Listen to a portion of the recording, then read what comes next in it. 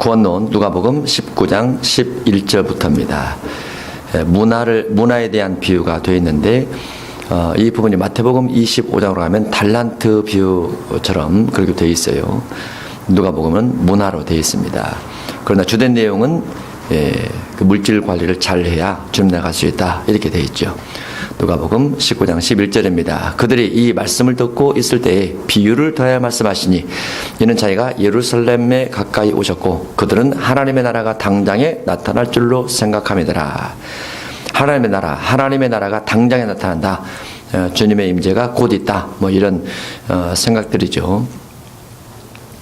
근데 오늘날도 예수님의 재림에 대해서 주님께서 곧 오실 것처럼 이야기하는 분들이 많이 있습니다. 당장에 오신다, 곧 오신다. 어떤 분은 날짜를 이야기를 하고, 어떤 분은 연도를 이야기를 하고, 어떤 분은 계절을 이야기를 하고, 어떤 사람은 절기를 이야기하면서 주님께서 곧 오신다 이렇게 말씀을 하시는데, 예수님께서 곧 오신다는 부분은 성경에도 많이 기록이 되어 있어요. 왜냐하면 하나님의 나라에서는 천년이 하루 같고 하루가 천년 같기 때문에 주님의 나라에서는 며칠 후에 가시는 겁니다. 그런데 이 땅에서는 천년, 예수님 초림하신 이후에 벌써 2000년 지났는데 아직 주님께서 오시지 않고 그만큼 가까워지긴 했지만은 어떤 급박한 변동 상황이 주어지거나 급박하게 주님께서 오셔서 뭔가 일을 성취시키거나 그러지는 않으리라고 봐요. 우리가 사람의 수명으로 보면 주님께서 곧 오시는 것이 맞습니다.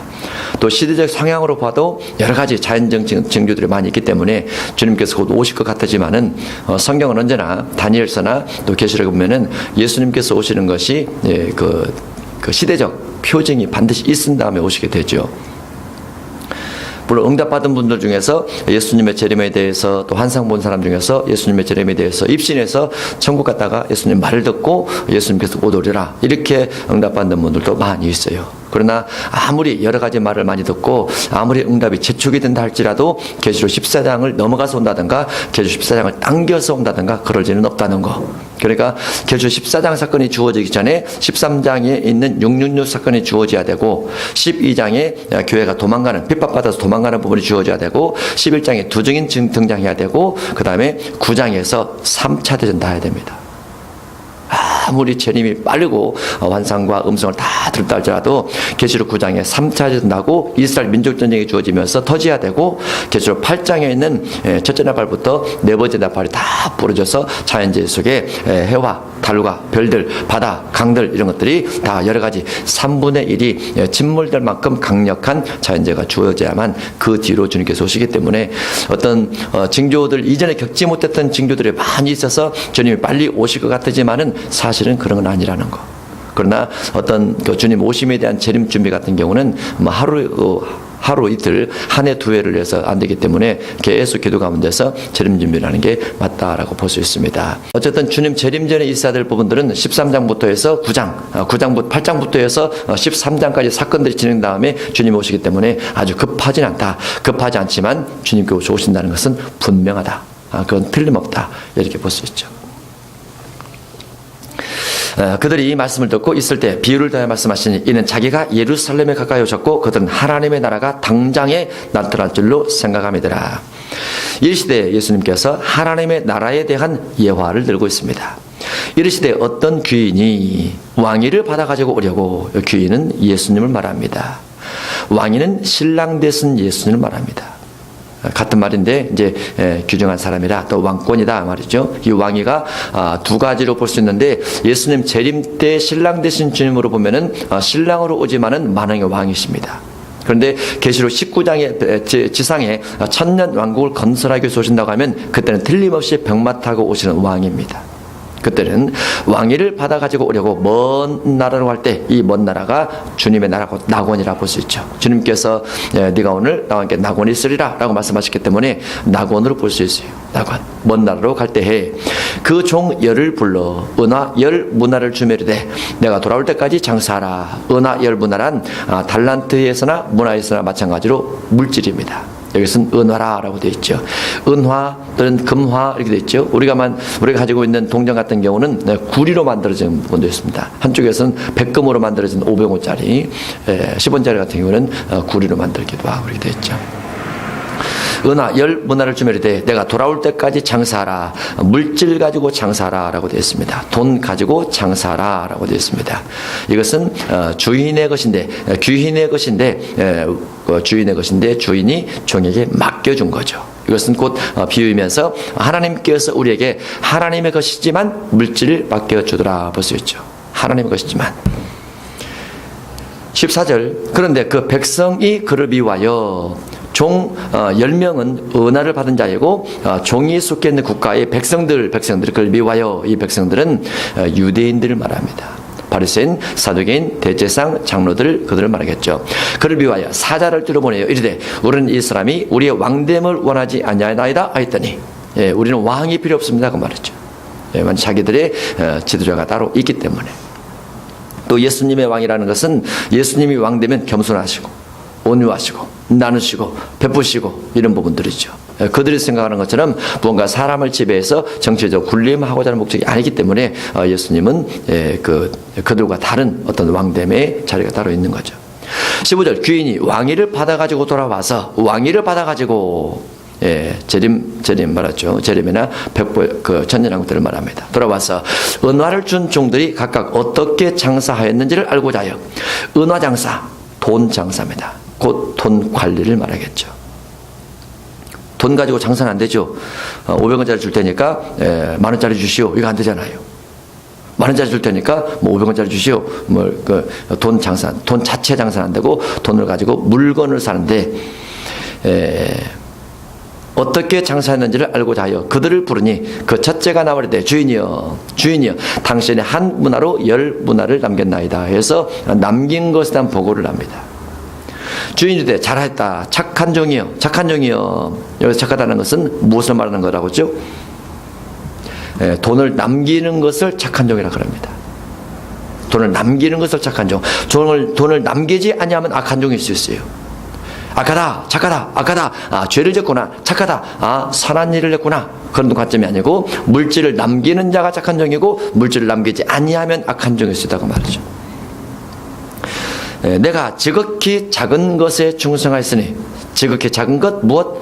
한 문화를 가지고 물질 관리에 충실을 다하고 물질 관리를 해서 장사를 해서 돈을 남겼으니 충성하였으니 열골 권세를 찾아라 하고 열골 권세 마을 10개를 관리할 수 있는 능력을 주시는 것이죠. 그러면 예수님께서 먼 왕위를 받아가지고 돌아올 때 이 부분이 천년왕국으로 보면은 이때 한 문화를 10문화 되게 남긴 사람은 10곳 권세를 차지할 수 있다라는 거죠. 천년왕국으로 봤을 때는. 그 둘째가 왔을 때 주인이여 당신이 한 문화로 5문화를 만들었나이다. 주인이 그 얘기 들을 때 너도 5골을 찾아라고. 똑같이 공평하게 다 한 문화씩 주었는데 하나는 10골, 하나는 5골을 와서 보고를 하게 되죠. 그리고 5골을 찾아라 하고 또 한 사람이 왔을 때 주인이여 보소서 당신의 한 문화가 여기 있나이다. 내가 수건으로 쌓아 두었었나이다. 주인이 주신 한 문화를 수건에 쌓아 두었습니다. 남긴 것이 없지요. 이는 당신이 엄한 사람인 것을 내가 무서워함이라. 하나님께서 엄한 사람이기 때문에 내가 그것들을 수건으로 쌓아두었나이다 라고 말하고 있습니다. 내가 무서워함이라. 당신은 두지 않는 것을 취하고 심지 않는 것을 거두기 때문에 내가 주님 앞에 뭔가 일을 해서 돈을 남기지 않을지라도 얼마든지 주님은 넉넉해 줄 수 있고 부응해 줄 수 있지 않습니까? 그래서 내가 거두지 않고 장사하지 않고 이와 같이 그대로 드리나이다 라고 말하는 거죠. 주인에 대한 잘못된 관을 가지고 있습니다. 하나님에 대한 잘못된 신학의 마음을 가지고 있죠. 하나님은 반드시 심은 대로 거두신다. 갈라디아서 6장 6절 이하에 반드시 심은 대로 거두신다. 22절 주인이 돼 악한 종아 내가 내 말로 너를 심판하노니 너는 내가 두지 않는 것을 취하고 심지 않는 것을 거두는 엄한 사람인 줄 알았느냐. 그러면 어찌하여 내 돈을 은행에 맡기지 아니하였느냐. 은행에 맡겼더라면 이자를 받았을 것이고 본전을 받았을 것인데 네가 내 돈을 은행에 맡기지 않고 쌓아두었었다고 말이죠. 그리하였으면 내가 와서 이자와 함께 그 돈을 찾아 쓰리라고 곁에 섰는 자들에게 그 한 문화를 빼앗아 10문화 있는 자에게 주라니. 한 문화를 빼앗아 10문화 있는 자에게 줍니다.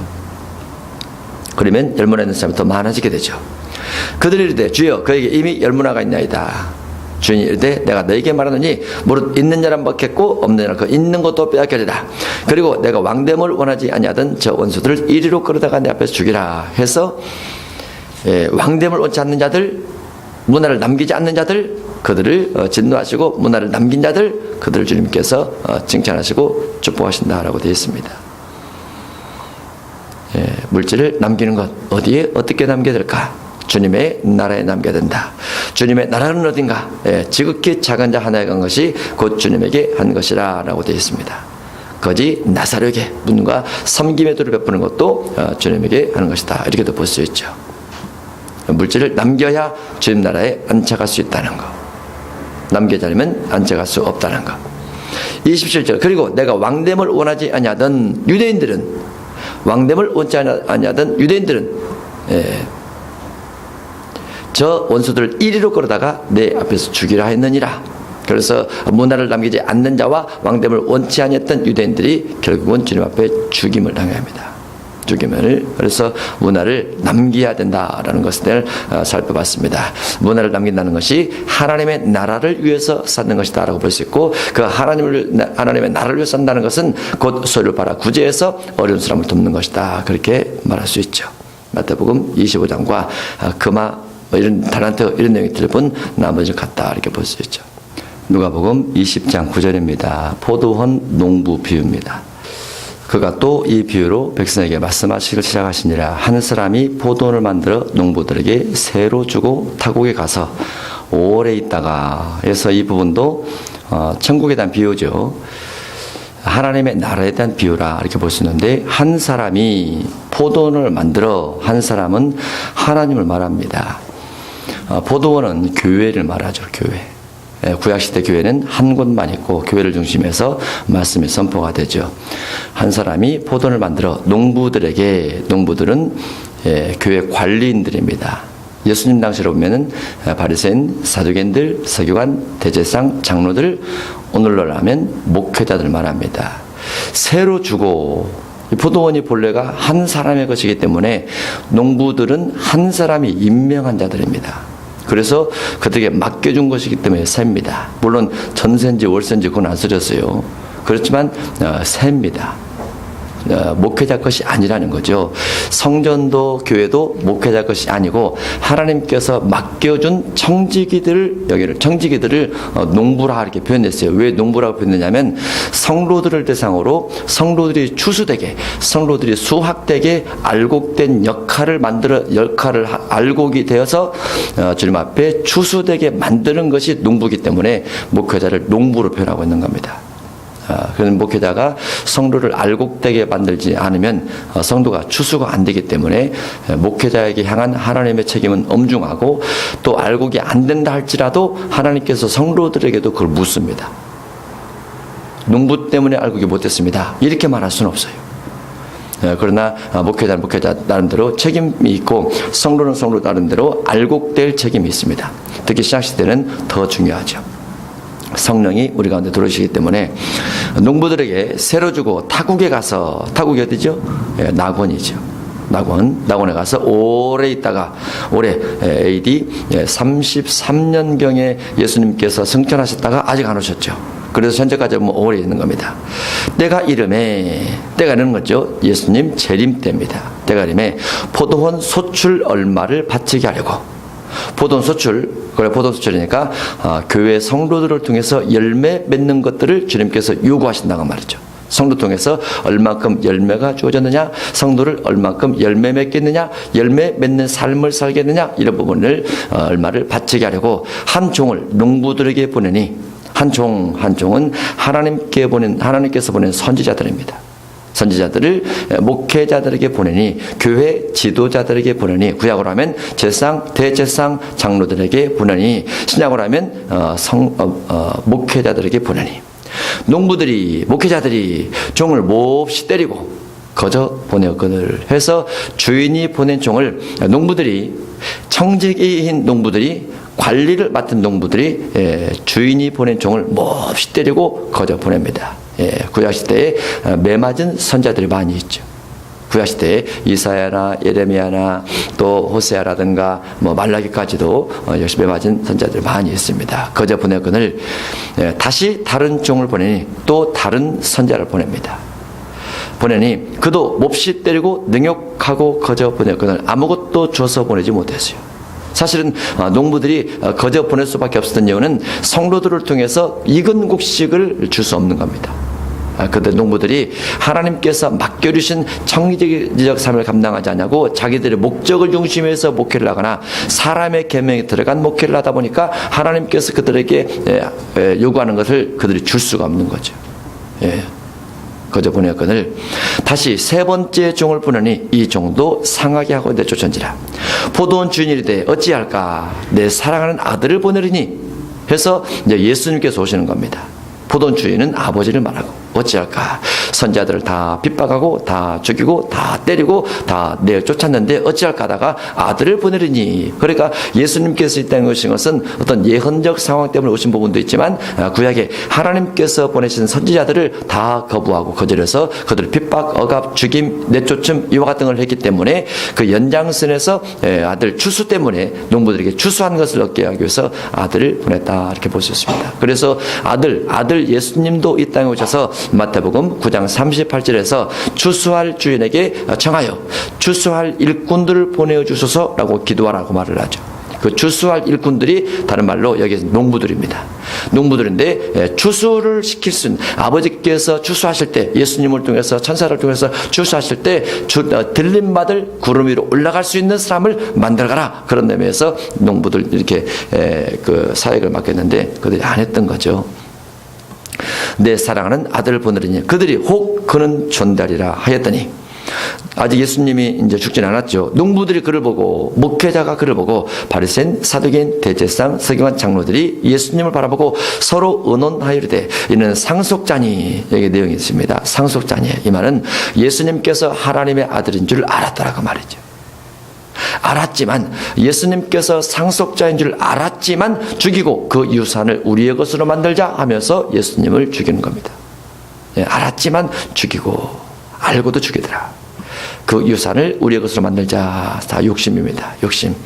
유산을 넘겨받아도 80년밖에 못 살죠.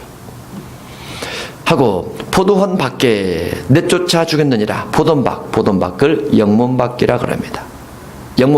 영문박이고 이것을 절기로 하면은 제사법으로 하면 히브리서 13장 11절에 있는 아사설 양이라 볼 수 있습니다. 아사설 양.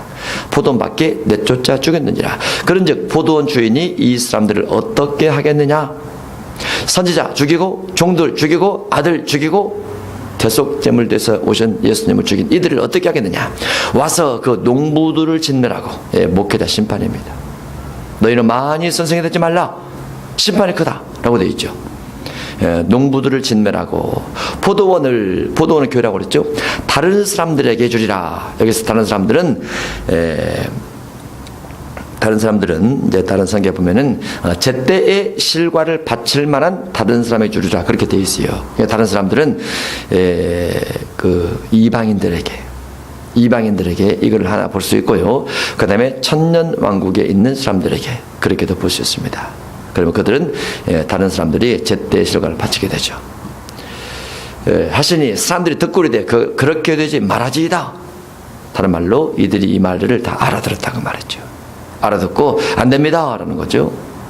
그들을 보시며 이르시되 그러면 기록된 바 건축자들의 버린 돌이 모퉁이에 머릿돌이 되었느니라 함이 어찌매냐. 건축자들 누굴까요? 건축자들은 바리새, 사두개, 서기관, 장로, 대제사장들입니다. 그들은 그 당시 버린 돌은 예수님 말하고 모퉁이 머릿돌이라는 것은 예수님이 기초석이 되셔서 교회를 세워가더라라는 거죠. 하며 어찌매냐. 무릇 이 돌 위에 떨어지는 사람은 이 돌 모퉁이 돌입니다. 곧 예수님에게 떨어지는 사람은 깨어지겠고 예수님을 만나는 사람은 예수님을 만나서 뭔가 변화된 사람은 깨어지겠고 이 돌이 사람 위에 떨어지면 그를 가루로 만들어 버리라. 돌 위에 떨어지는 사람 돌이 사람 위에 떨어지면 이제 돌이 예수님을 상징하기 때문에 예수님을 만나면 깨어진다라는 거죠. 예수님 만나서 깨어진 사람이 누구 있냐면 사람이 예수님 만나서 깨어진 사람이 니고데모라든가 그 다음에 요한복음 1장에 있는 그 나다나엘 이런 사람 주님 만나서 변화가 되죠.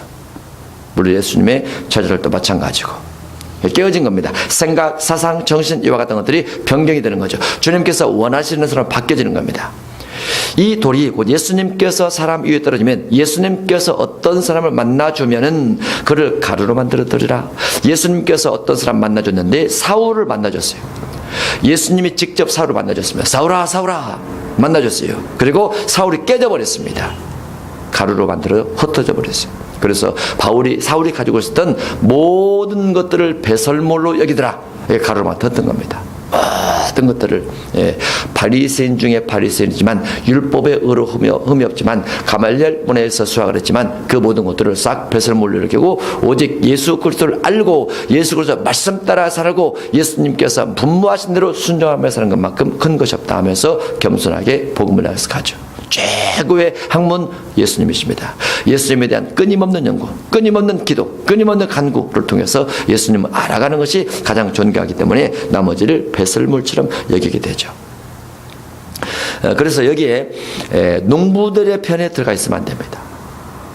여기 나와 있는 누가복음 20장 9절부터 18절까지 이 안에 농부들의 편에 들어가 있으면 같이 망하는 자가 돼서 예수님을 부인하게 되고 핍박받지만 예수님께서 보내신 종들 편에 있는 것이 맞고 그 다음에 돌이 떨어져서 내가 깨지고 내가 돌에 부딪혀서 내가 가루로 만들어져 흩어질 때 우리가 하나님 앞에 온전한 사람이 돼서 구원의 길로 정확하게 갈 수 있다 이렇게 볼 수 있습니다.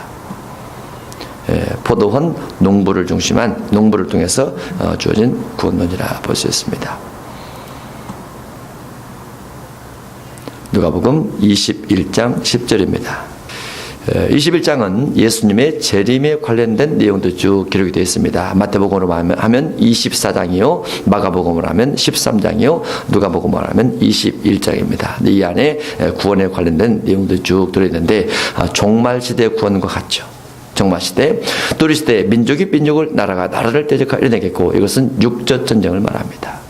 육적 전쟁, 곳곳에 큰 지진과 기근과 전염병이 있겠고 또 무서운 일과 하늘로부터 큰 징조들이 있으리라.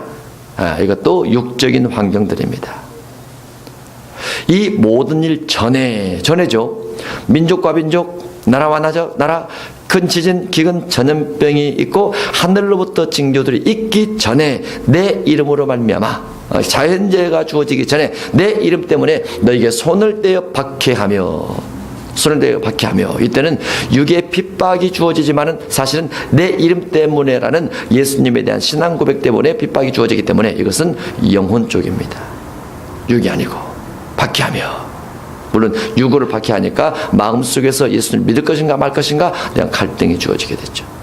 박해하며 회당과 옥에 넘겨주며 예수님의 이름 때문에 회당에 들어가고 옥에 넘겨주리라 라고 됐어요.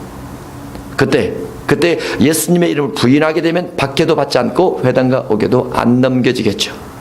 그러나 예수님 이름 때문에 손을 떼어 박해를 받고 회당과 옥에 넘겨지리라 라고 되어 있습니다. 임금들과 집권자들 앞에 끌어가려니와 임금들, 세상 임금들, 오늘날 하면 대통령들입니다. 수상들입니다. 집권자들 또는 법원, 검찰청 이런 데를 말하죠. 기독교인들이 주님의 이름 때문에 임금들과 집권들 앞에 끌어가려니와 끌려가게 되어 있어요. 종말시대 이때는 끌려가는 사람이 하나님의 사람이요, 끌려가지 않고 세상과 타협한 사람은 하나님의 사람이 아닙니다. 끌려가는 사람이 구원에 해당되는 사람이요, 끌려가지 않고 타협한 사람은 육신은 편안하지만 구원에서 제외된다 이렇게 볼 수 있죠. 마지막 시대는 임금들과 집권자들 앞에 끌려갈 수 있다라고 생각하면서 신앙생활을 해야 돼요. 마지막 시대는 편안한 것이 절대 편안이 아니라는 거. 13절, 이 일이 도리어 너에게 증거가 되리라. 그러므로 너희는 변명할 것을 미리 궁리하지 않도록 명심하라. 내가 너희의 모든 대적이 누굽니까? 임금들과 집권자들입니다. 여기 12절에서 하나 그냥 넘어갔네요. 너에게 손을 대어 박해하며 회당과 옥에 넘겨주며. 회당이 있죠? 회당이 교회를 말합니다. 물론 예수님 당시에도 회당에서 말씀을 증거를 했지만은 마지막 시대에도 회당을 교회를 중심으로 해서 말씀이 선포되기 때문에 마지막 시대에도 회당과 옥, 임금들과 집권자들 그들 앞에 끌려갈 수 있다고 말이죠. 그러면 여기서 말하는 회당이란 변질된 교회를 말하겠죠.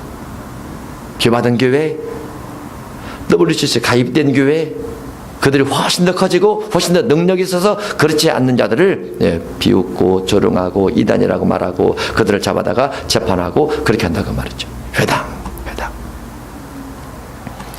14절 그러므로 너희는 변명할 것을 미리 궁리하지 않도록 명심하라. 내가 너희의 모든 대적의 등이 대항하거나 변박할 수 없는 구변이란 말지혜입니다. 언어의 능력, 구변과 지혜를 너희에게 주리라. 구변. 예전에는 이게 구제로 되어 있죠.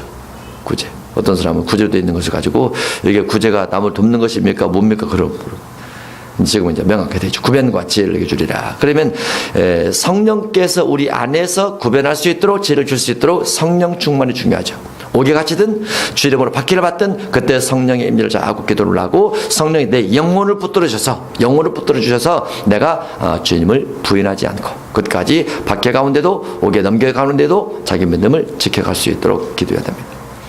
16절 심지어 부모와 형제와 친척과 벗이 너희를 넘겨주어. 너희가 누굽니까? 예수님의 이름을 가지고 있는 자들을 넘겨주어 그 말이죠. 부모, 형제, 친척, 벗. 그래서 여러분이나 저나 부모, 형제, 친척, 벗, 자식 거기까지 너무나 지나치게 신앙적으로나 육신적으로 의지하면 안 된다라고 볼 수 있어요. 마지막 시대는 그들이 우리를 예수님의 이름 때문에 교회에 다닌다는 것 때문에 예수님 이름을 믿고 구원받으려는 목적 때문에 실어서 우리를 넘겨줄 수 있습니다. 너희 중에 며칠 죽이게 하겠고 죽임입니다. 또 너희가 내 이름으로 말미암아 모든 사람에게 미움받을 것이나 내 이름으로 말미암아 내 이름 예수님이죠. 예수라는 이름 때문에 모든 사람에게 미움받을 것이나 라고 되어 있어요. 예수 이름을 싫어하죠. 예수. 사단의 역사가 아니면 예수님의 이름을 싫어할 리가 없습니다. 사단의 역사를 통해서 많은 사람 미혹받아서 예수 믿는 사람, 예수 이름을 가지고 있는 사람을 미워하게 되죠. 미워하게. 그 사단이 예수님과 거의 비슷한 흉내를 내면서 예수 믿는 사람을 옥에 가두고 박해를 하고 또 자기의 정체 이런 것들을 드러내서 마지막 시대는 그리스도라 어린 양이다 이렇게 활동하게 되죠. 마지막 시대는 분별이 대단히 중요하다라고 볼 수 있습니다. 18절 너희 머리털 하나도 상하지 아니하리라. 머리털 하나도 상하지 아니하리라. 다니엘의 새 친구가 생각 안 하죠. 다니엘의 새 친구가 킬베나 떡은 풀무불에 던져졌는데 하나도 상하지 않고 나오죠. 하나님의 지키심이 있으리라고 말이죠. 그런데 그 머리털 하나 부분이 19절로 가면 무엇입니까? 너희의 인내로 너희 영혼을 얻으리라 라고 되어 있어요. 그래서 그 12절 이하에서 회당과 옥에 넘겨주며 끌려가고 미움받고 죽이게 하고 채찍질하고 이런 부분들이 주어지지만은 그럼에도 불구하고 영혼을 구원받을 수 있다라고 되어 있습니다. 뭘 통해서? 인내를 통해서. 그리고 영혼 구원 부분이 18절에서 머리털 하나로 이렇게 연결시켜서 볼 수 있습니다. 그러니까 마음의 생각이 조금도 성령을 통해서 흔들리지 않냐면 어떠한 환경 가운데서도 구원받을 수 있다라고 말씀하고 있는 거죠. 육신에 핍박이 주어지면 세상이 흔들릴 수가 많이 있잖아요. 20절 너희가 예루살렘이 군대들에게 에워싸이는 것을 보거든 그 멸망에 가까운 줄 알라. 현재 예루살렘은 이슬람 사원이 들어가 있습니다. 이슬람 사원. 현재는 군대들에게 에워싸이는 것을 보거든 그 멸망에 가까운 줄 알라. 멸망이라는 한 국가의 멸망이 아니고 전 세계의 멸망을 합니다. 그때 유대에 있는 사람은 상으로 도망할 것이며 도망 나옵니다. 성내에 있는 자들은 나갈 것이며 촌에 있는 자들은 그로 들어가지 말지어다. 그래서 들어가고 성 안에 있고 도망가지 아니하면 죽임당할 수 있다고 말이죠. 그래서 반대로 하면 이것이 도피처라라고 볼 수 있죠. 산, 성내, 촌 어느 게 좋을까요? 도피처. 산. 아니면 저 시골에 있는 촌. 지금은 전에도 다 면에서 다 관리하고 그러죠. 22절 이 날들은 기록된 모든 것을 이루는 징벌의 날이니라. 다 이루어진다. 성경 안에 주어진 모든 징벌, 하나님의 진노, 하나님의 심판 이와 같은 다 주어지리라. 징벌의 날이니라. 그 날은 아이벤 자들과 젖먹인 자들에게 화가 있으리니 이는 땅에 큰 혼란과 이 백성에게 진노가 있겠습니다. 그래서 아이벤 자들과 젖먹인 자들에게 화가 있는 이유가 무엇이죠? 예, 도망가지 못하니까. 34절 너희는 스스로 조심하라. 각자가 조심해야 돼요. 누구 때문에 그렇습니다. 할 수 없습니다. 스스로 조심하라. 그렇지 않으면 방탕함과 술취함과 생활의 염려로 마음이 둔해지고 뜻밖의 그날이 덕과 같이 내게 임하리라 해서 세속적으로 살지 말고 말씀을 쫓는 삶을 살아라라고 되어 있습니다. 이날은 온 지구상에 가는 모든 사람에게 있으리라. 지구 전체, 한 개인 한 국가 중심하지 않고 지구 전체에 있으리라. 이러므로 너희는 장차 올 이 모든 일을 피하고 이 하나님의 진노 심판을 피하고 인자 앞에 서도록 항상 기도하며 깨어 있으라 하시니라. 예, 주님 앞에 설 수 있도록 항상 기도하고 깨어 있을 것을 권면하고 있습니다. 예, 이렇게 해서